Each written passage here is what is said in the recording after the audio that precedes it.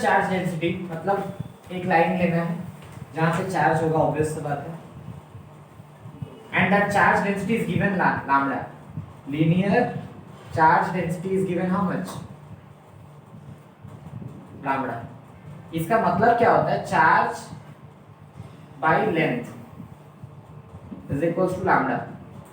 तो मान लो इसका लेंथ हम लोग ले लेते हैं L, तो charge by L is equal to lambda. तो चार्ज कितना होगा? Lambda into L. तो कोई भी लीनियर चार्ज डेंसिटी है, we have to make a Gaussian surface to find electric field. तो लाइन के आगे गॉसियन सरफेस कैसा बन सकता है? सिलिंड्रिकल. क्योंकि सिलेंडर लेने से क्या फायदा है? हर तरफ इक्वल डिस्टेंस पे, देखो एक लाइन चार्ज है, अगर सिलेंडर बना देंगे इलेक्ट्रिक फील्ड हर तरफ इक्वल डिस्टेंस पे मिलेगा. So I am drawing a cylinder and इसका जो रेडियस है r. सोचो मुझे बोला होगा जिस डिस्टेंस पे लीनियर चार्ज डेंसिटी से डिस्टेंस है 5 मीटर, वहां पे पता करो इलेक्ट्रिक फील्ड. तो मैं 5 मीटर के दूरी में ही एक सिलेंडर घुमाऊंगा ताकि मुझे वहां का पता चल जाए. तो this is called what? My Gaussian surface. What? Gaussian surface. ठीक है. तो एज पर गॉस लॉ क्या होता है formula? The net flux, the net electric flux, integration sign का मतलब total electric flux linked with any surface is nothing but charge enclosed by E naught. Charge enclosed by E naught. And flux का क्या formula होता है? Electric field into surface area linked. तो Q enclosed by E naught. Charge कितना enclosed है? Lambda L. तो lambda L by E naught है is equals to E dot. अभी देखो यहां से पॉजिटिव चार्ज तो इलेक्ट्रिक फील्ड हर तरफ निकलेगा कि नहीं? हर तरफ इलेक्ट्रिक फील्ड निकल रहा है कि ऊपर वाले सरफेस के साथ और नीचे के साथ लिंक तो नहीं हो रहा है. बट ये अगर लाइन चार्ज डेंसिटी है in the circle, electric field is going out everywhere. तो किसके साथ लिंक हो रहा है? Curve surface area. किसके साथ हो रहा है? Curve surface area. तो curve surface area of cylinder का फॉर्मूला क्या होता है? 2 pi r into L. क्या होता है? सर्कमफेरेंस कितना होता है? 2 pi r into L कर देंगे तो पूरा आ जाएगा ना 2 pi r. तो E डॉट क्या लिखूंगा यहाँ? 2 pi r into L. Are you understanding everyone? तो L और L क्या हो जाएगा? कट जाएगा. तो E is coming how much? Lambda by 2 pi E naught r. ठीक है. अब इसमें बोल देता है बहुत बार ग्राफ प्लॉट करो for electric field versus distance. Electric field और डिस्टेंस कैसा है? Inversely proportional. E is inversely proportional to r. तो graph will be what? Rectangular hyperbola. ऐसा rectangular hyperbola. Clear? Understood? Right. Electric field due to dipole in equator. Equator का मतलब perpendicular होता है. तो दो एक्सिस बनाना. तो एक प्लस q को यहाँ पे रखो, माइनस q हियर, एंड एक पॉइंट P ले लो जहां पे हमें इलेक्ट्रिक फील्ड निकालना है. बिकॉज 90 डिग्री दिख रहा है ना? एंड मार के डर से भी एब्सेंट मत रहना ऑफिस. तुम दोनों रेगुलर आओ, नहीं तो फेल हो जाओगे पूरे.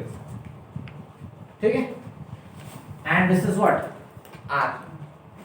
Because at any distance r ही तो फाइंड करेंगे ना. इक्वेटर क्वेश्चन में क्या होगा? तो प्लस q से इलेक्ट्रिक फील्ड कैसे निकलता है? आउटवर्ड्स. पॉजिटिव है ना? आउटवर्ड निकलेगा. आउटवर्ड मतलब P की तरफ जब जाएंगे तो क्या होगा? Outward. This is electric field due to plus q. अब माइनस q इधर है. माइनस q के लिए क्या होता है? इनवर्ड मतलब बाहर से अंदर. तो P से कैसे हो रहा है? अंदर की तरफ आएगा ना. तो P से किस तरफ आएगा? अंदर की तरफ. This is what? E due to minus q. हमने डायरेक्शन का पता कर लिया. तो और माइनस साइन यूज होगा क्या? नहीं, क्योंकि डायरेक्शन पता चल चुका है. तो E due to minus q का क्या फॉर्मूला होगा? अब हम लोग देखते हैं. This is r, this is a. तो ये वाला क्या हो जाएगा? Root over of r square plus ये भी कितना हो जाएगा? Root over of r square plus a square. Class के एंड में शॉर्ट टेस्ट दोगे आज जो डेरिवेशंस पढ़ा रहे हैं. ठीक है. शुभम यहाँ बैठ के देगा सबसे आगे. ये तो कुछ सुन नहीं रहा है. This is theta, this is also theta. ऐसे ले लिया क्योंकि कोन की तरह दिख रहा है ना. This is theta, this is also theta. Vertically opposite angle. तो हम लोग क्या लिख सकते हैं? E प्लस q का इस तरफ क्या आएगा?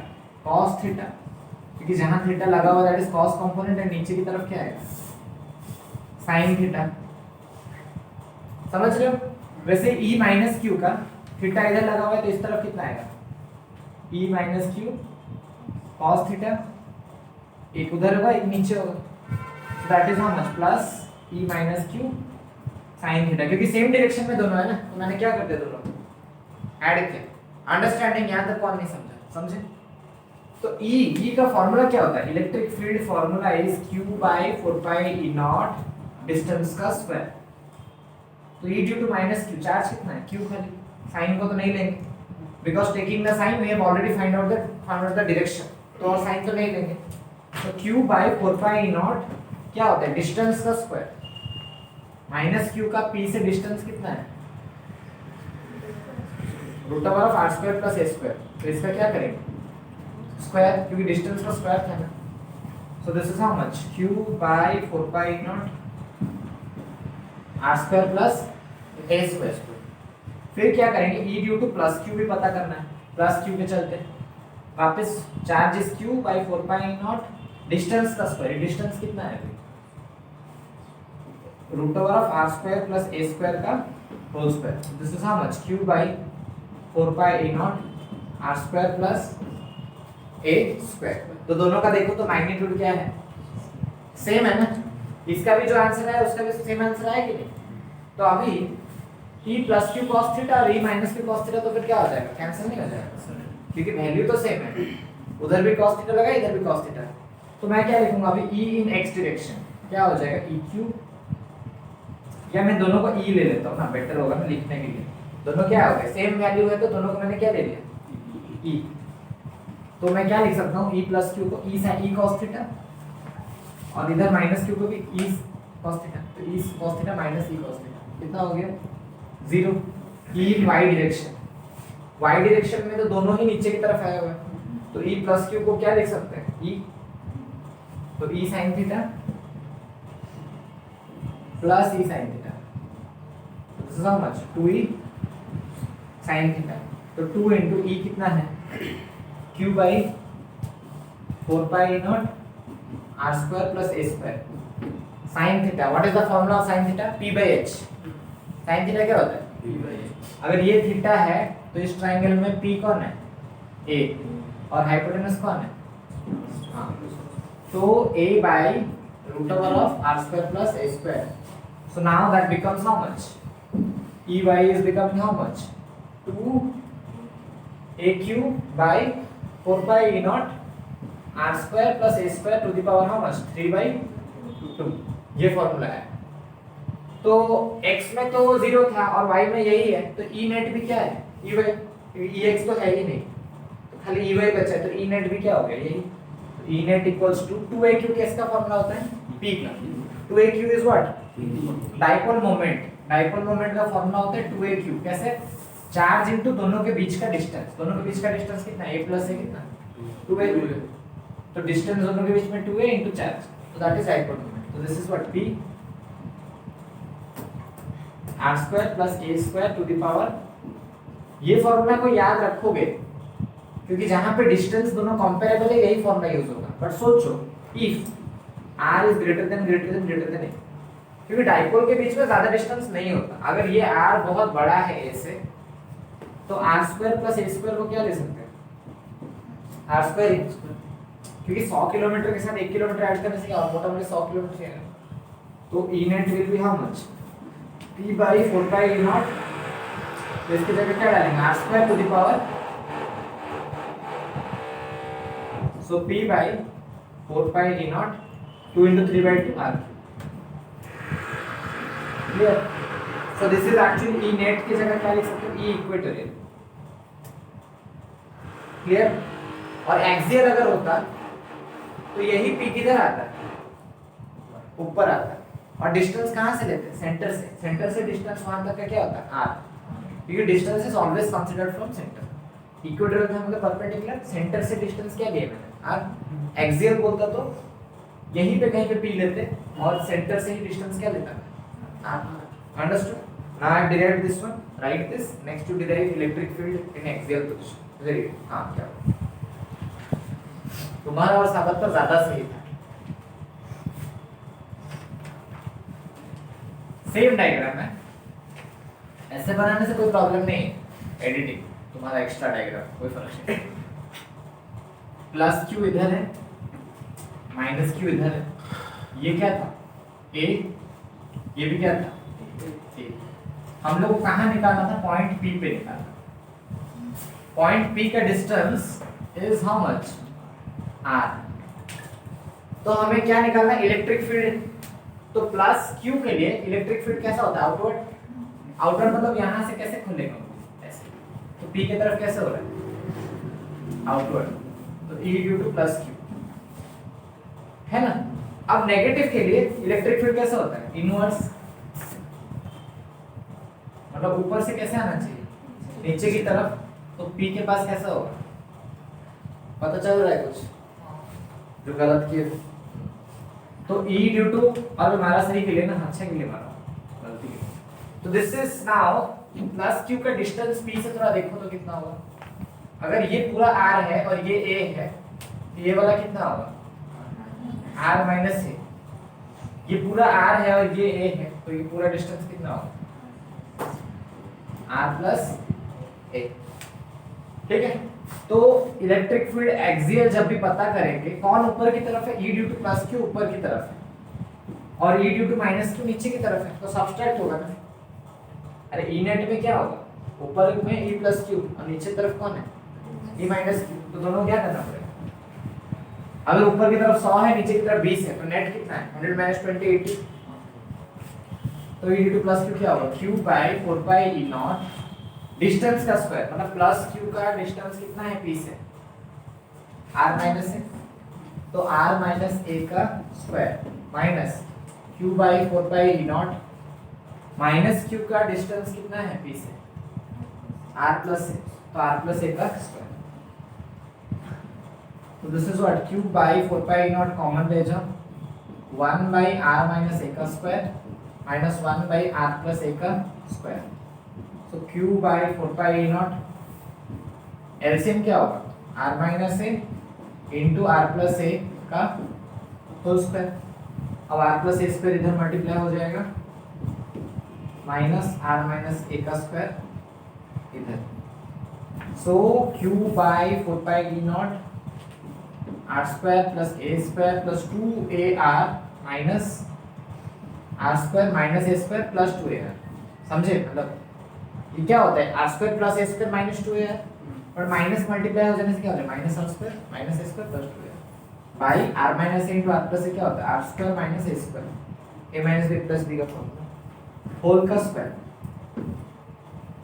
कटा कटा।